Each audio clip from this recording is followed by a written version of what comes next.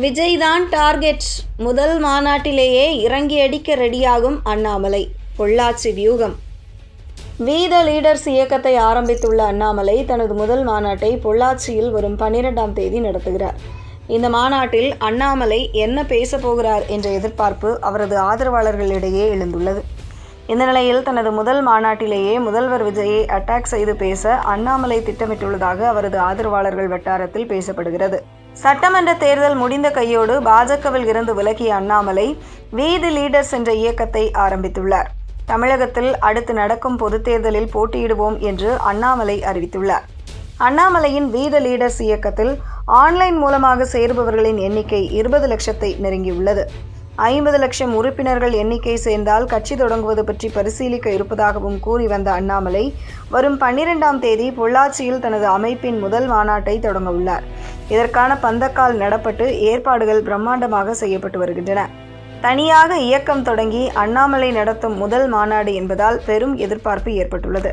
இந்த மாநாட்டில் அரசியல் ரீதியாக பேசுவாரா, இல்லை தனது இயக்கத்தின் அடுத்த கட்ட நகர்வு அரசியல் பாதை எப்படி நகரும் என்பது பற்றி பேசப் போகிறாரா என்ற எதிர்பார்ப்பு அண்ணாமலை ஆதரவாளர்கள் மத்தியில் நிலவுகிறது. இதற்கிடையே அண்ணாமலை தனது முதல் மாநாட்டிலேயே முதல்வர் விஜயை அட்டாக் செய்து திட்டமிட்டுள்ளதாக அவரது ஆதரவாளர்கள் வட்டாரத்தில் பேசப்படுகிறது. இளைஞர்களை குறிவைத்தே அரசியல் செய்ய அண்ணாமலை திட்டமிட்டுள்ளதாகும். தாவேக்கவை எதிர்க்கும் இளைஞர்களை தன் பக்கம் இழுக்கவும் அண்ணாமலை திட்டமிட்டிருப்பதாகவும் அவரது ஆதரவாளர்கள் வட்டாரத்தில் பேசப்படும் தகவலாக இருக்கிறது. அண்ணாமலையை பொறுத்தவரை அதிரடியாக பேசக்கூடியவர்.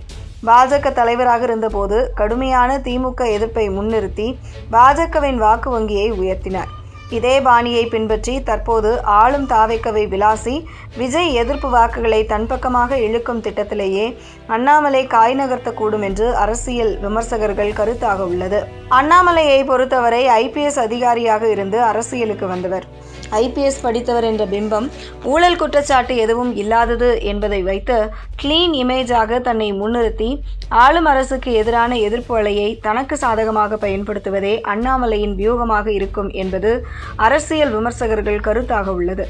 அண்ணாமலையின் வருகை விஜயின் வாக்கு வங்கியில் மட்டுமின்றி எதிர்க்கட்சிகளான திமுக, அதிமுக, நாம் தமிழர் கட்சியிலும் சேதாரத்தை ஏற்படுத்தும் என்பதே அரசியல் விமர்சகர்கள் பார்வையாக உள்ளது.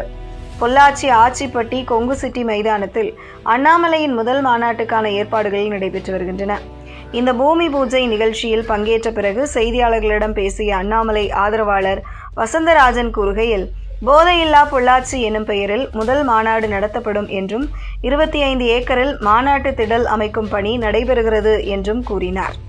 ஜூலை 12ஆம் தேதி பொள்ளாச்சியில் மாநாடு நடத்தும் அண்ணாமலை ஜூலை 26ஆம் தேதி திருச்செந்தூரிலும் இன்னொரு மாநாட்டை நடத்த திட்டமிட்டுள்ளார்.